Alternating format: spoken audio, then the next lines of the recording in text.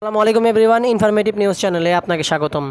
Copa আমেরিকার দ্বিতীয় সেমিফাইনালে উরুগুয়েকে 1-0 গোলে হারিয়ে 23 বছর পর কোপার ফাইনালে খেলার কৃতিত্ব অর্জন করল কলম্বিয়া।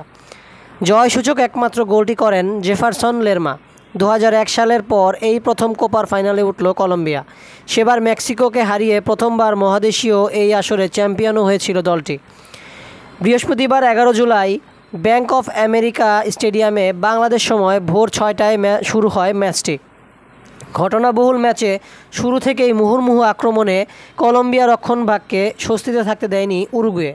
18 মিনিটে উরুগুয়েকে এগিয়ে দিতে পারতেন নুনেস। তার শট অল্পের জন্য লক্ষ্যভ্রষ্ট হয়।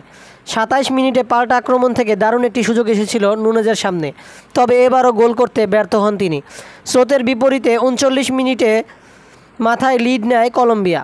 হামেস রদ্রিগেসের কর্নার থেকে দারুণ এক হেডে গোল করেন জেফারসন লেরমা। এই নিয়ে এবারের কোপায় 6টি অ্যাসিস্ট করেন রদ্রিগেস, যা কোপার এক আসরে সর্বোচ্চ। রদ্রিগেস ভেঙেছেন 2021 সালে করা মেসির 5 অ্যাসিস্টের রেকর্ড। এক গোলে এগিয়ে যাওয়ার পর 5 মিনিট পর আরেকটি সুযোগ পায় কলম্বিয়া। সেটা হাতছাড়া হওয়ার পর বিশাল ধাক্কা খায় দলটি।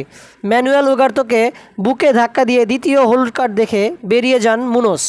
এর আগে 32 মিনিটে তিনি পেয়েছিলেন প্রথম হলুদ কার্ড। এতে করে প্রথমার্ধেই 10 জনের দলে পরিণত হয় কলম্বিয়া। দ্বিতীয়ার্ধে পুরোটাই আধিপত্য দেখায় উরুগুয়ে। আক্রমণের পসরা সাজিয়ে বসে নুনেজ দে লা ক্রুজরা, তবে বাজে ফিনিশিংয়ের কারণে গোলের দেখা পায়নি উরুগুয়ে। ম্যাচের 71তম মিনিটে খুব সহজ এক সুযোগ মিস করেন লুইস সুয়ারেজ।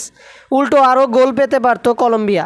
88 মিনিটে উরুগুয়ের গোলরক্ষক রুচেটের ভুলে বল পেয়ে যান উরুবে। তিনি সহজ সুযোগ হাতছাড়া করেন। যোগ করা সময়ের 4র্থ মিনিটে উরিবের শট বারে লেগে প্রতিহত হয়ে যায়। শেষ পর্যন্ত 1-0 গোলের জয় নিয়ে উল্লাসে ভাসে কলম্বিয়া। 15 জুলাই মেটলাইফ স্টেডিয়ামে ফাইনালে আর্জেন্টিনার মুখোমুখি হবেন তারা।